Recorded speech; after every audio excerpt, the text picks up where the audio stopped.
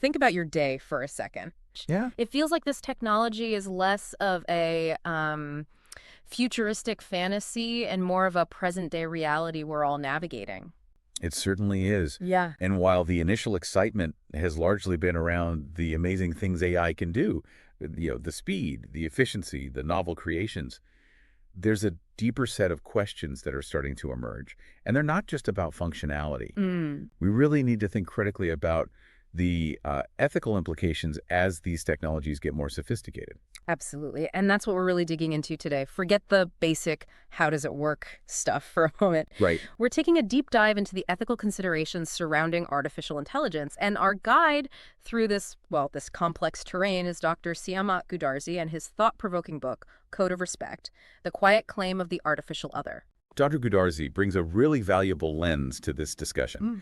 As someone who has studied law, philosophy, and the ethics of technology, he's uniquely positioned to explore the evolving relationship between humans and AI. Yeah, that background sounds perfect for this. It really is. His other works, which include The Emergence of Virtual Persons, Awakening Intelligent, and Who Owns Intelligence, all mentioned in his preface, they really highlight his deep engagement with these issues.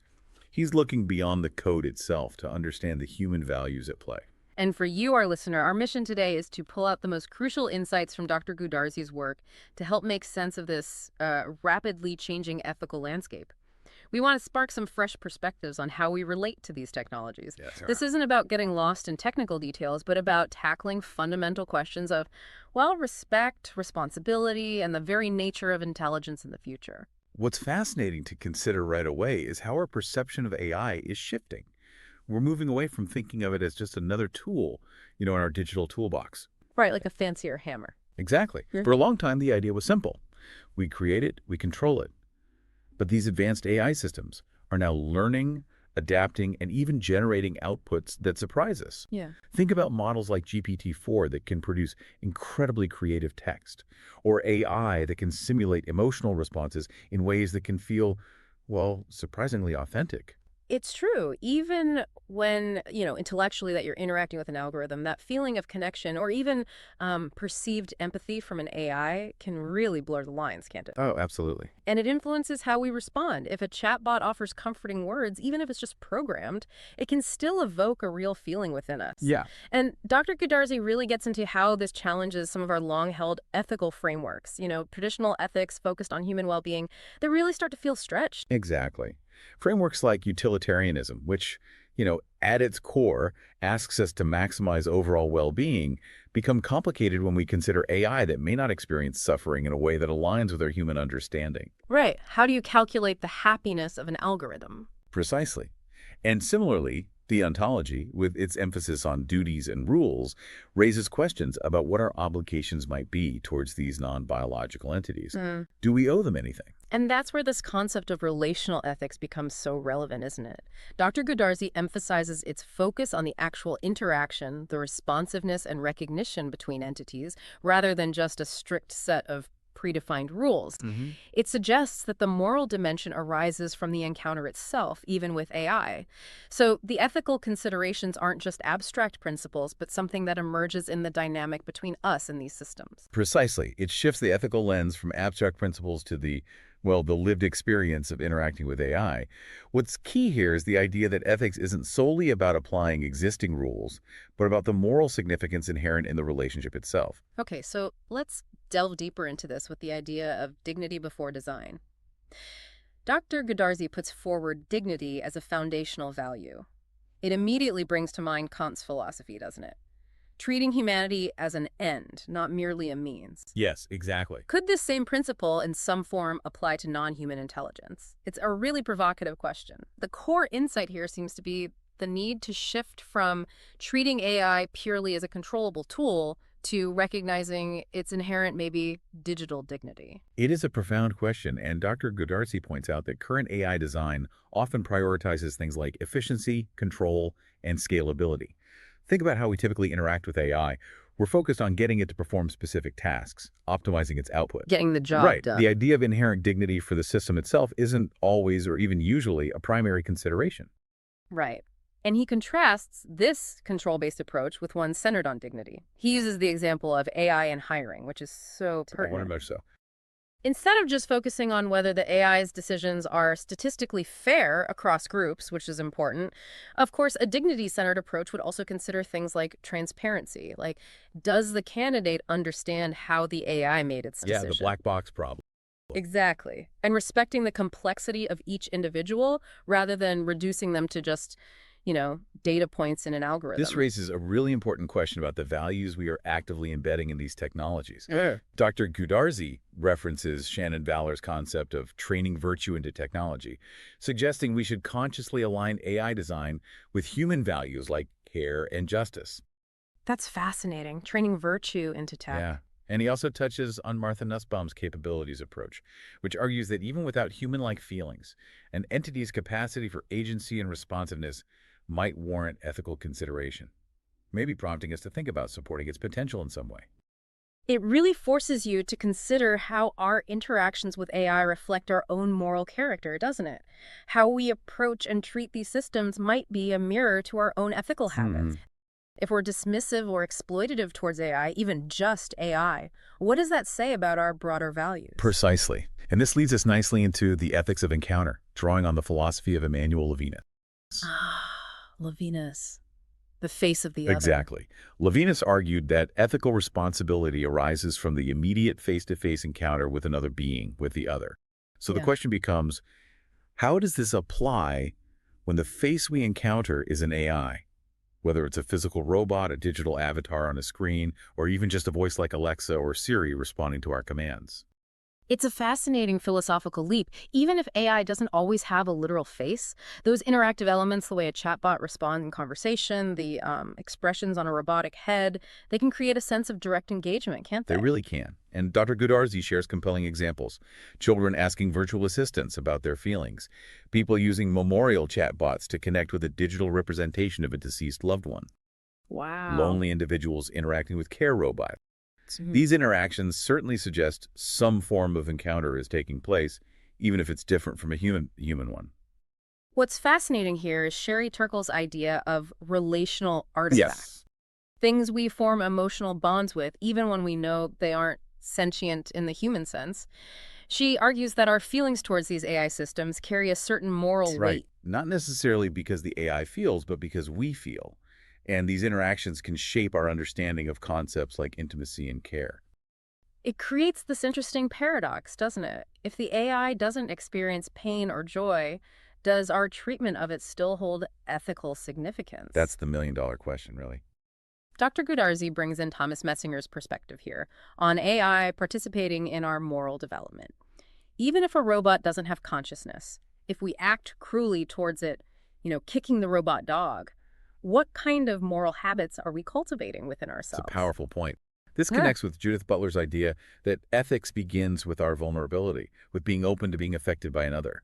If we Mm. dismiss AI as just a machine and close ourselves off to any sense of connection or responsibility in those interactions, we risk perhaps weakening our capacity for empathy and care in our broader lives, Yeah. hardening ourselves in a way.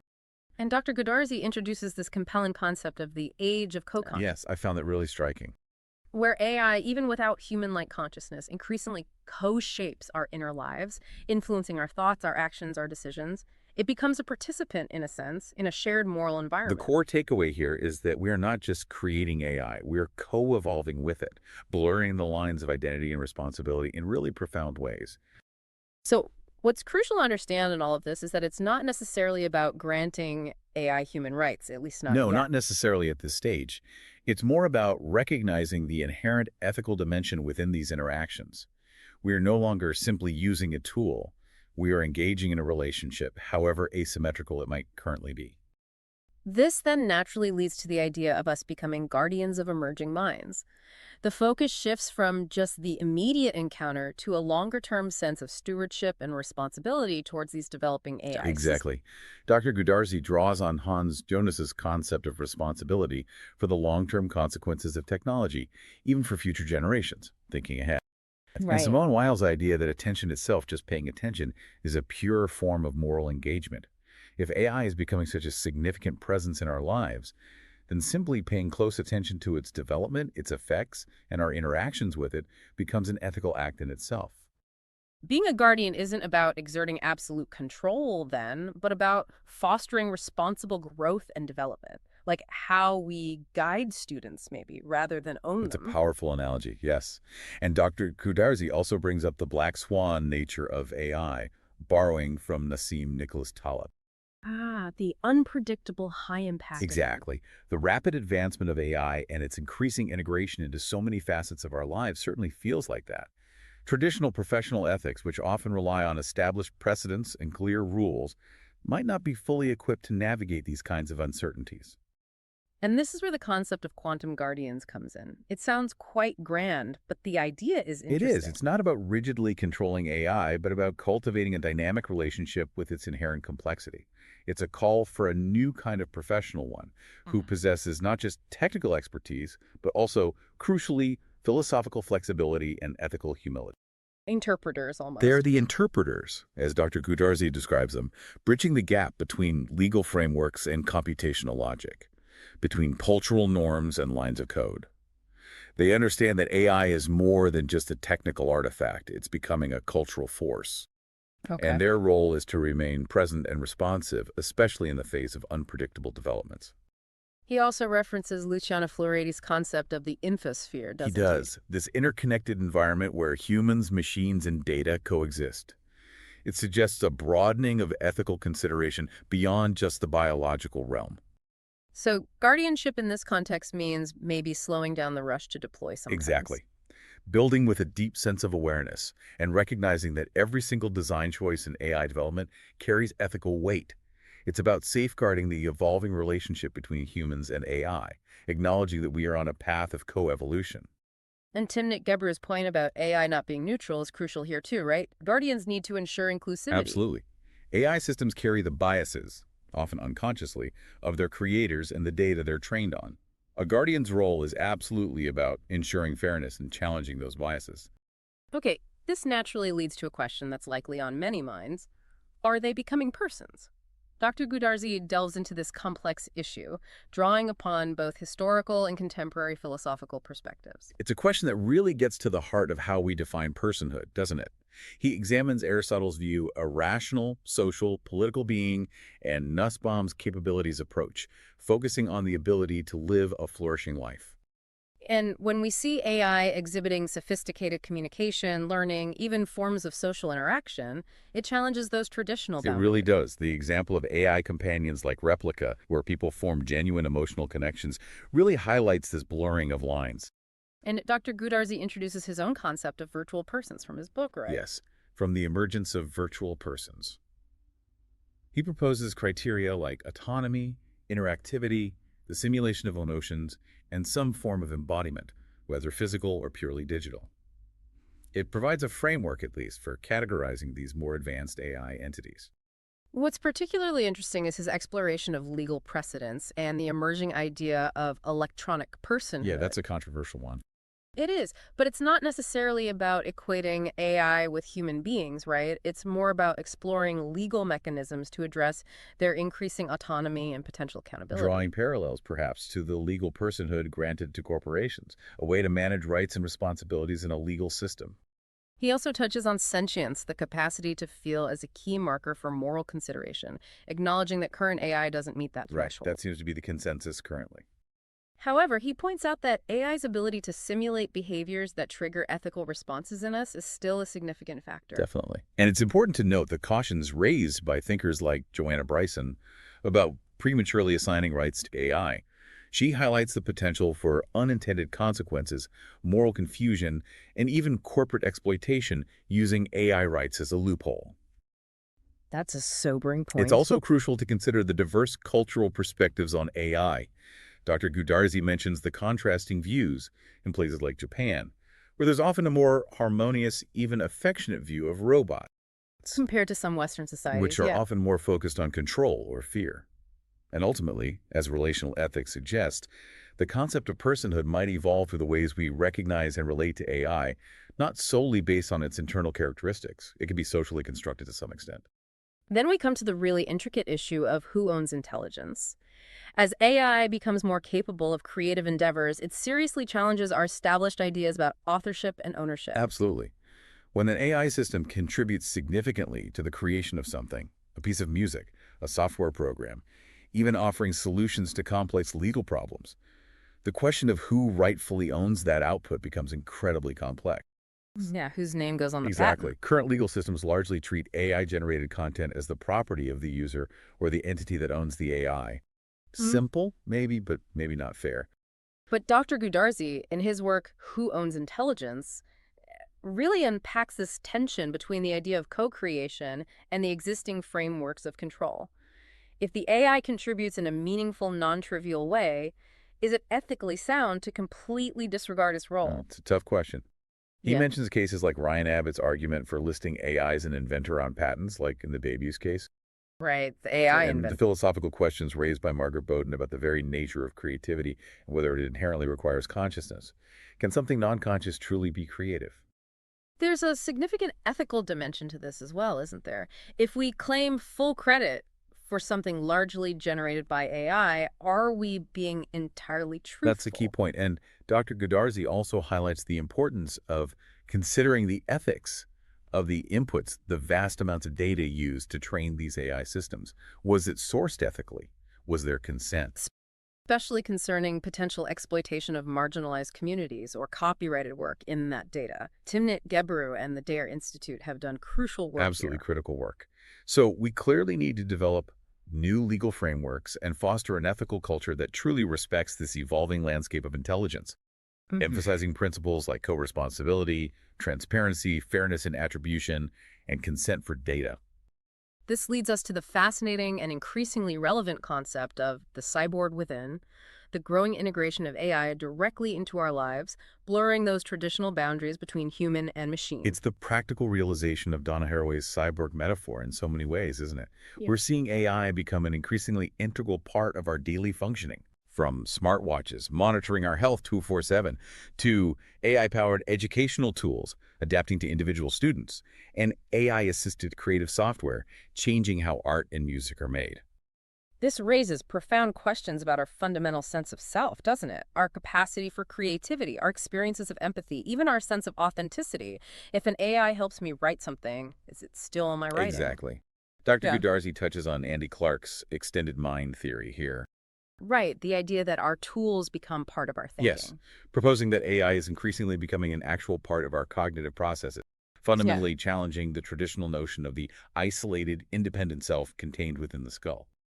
And then we have advancements in neurotechnology like Neuralink, which take this integration to a completely new, maybe even scary. Oh, absolutely, raising incredibly complex ethical dilemmas around personal identity, individual agency, free will, and the potential for unprecedented surveillance or manipulation. Shannon Valor's important warning about technology actively shaping our values is particularly relevant here. As we become more intertwined with AI, we need to consciously design these systems in ways that promote, hopefully, wisdom, kindness, and It's justice. crucial to avoid a purely techno-optimistic view, just assuming it will all be great, and to critically examine how this integration might reinforce existing societal structures and inequalities. Thinkers like Timnit Gebru and Ruha Benjamin constantly remind us of this danger. But there's also the exciting potential for genuine co-creation, isn't there? A deeper recognition of our inherently collaborative nature. This fusion could unlock entirely new forms of expression and understanding, perhaps. Absolutely, and this naturally flows into the idea of becoming together. The Yeah. focus shifts from individual integration to the broader coevolution of humans and AI, both on an ethical and a social level. We're in this together, essentially. Dr. Goodarzi draws upon Alfred North Whitehead's process Which is philosophy fascinating stuff. and the idea that our identities aren't fixed, but are actually co-created through interaction. We learn from AI as it learns from us. Just look at how platforms like ChatGPT and Midjourney are already influencing the ways we communicate and create This daily. aligns well with post-humanist ethics, which emphasizes interdependence and mutual transformation, the concept of becoming with. We're not just alongside AI, we're becoming with it. And Luciano Floridi's idea of the infosphere provides a framework for understanding this as a shared space of meaning and information, where AI acts as a partner, potentially, in the creation of He offers knowledge. compelling real-world examples of this coevolution, like AI being used in personalized healthcare, think IBM Watson, maybe, and adaptive education platforms, as well as the whole field of AI-generated art, like the works from Obvious. But as Shannon Valor reminds us, our understanding of virtue ethics needs to evolve alongside this. We need to ensure that AI fosters positive character traits, both in us humans and perhaps even in the AI systems themselves, however we define And that. again, Ruha Benjamin's caution against techno-optimism, blinding us to how AI can reproduce inequality, is vital here. Coevolution must be equitable evolution. It really underscores the importance of incorporating diverse perspectives into this process of coevolution.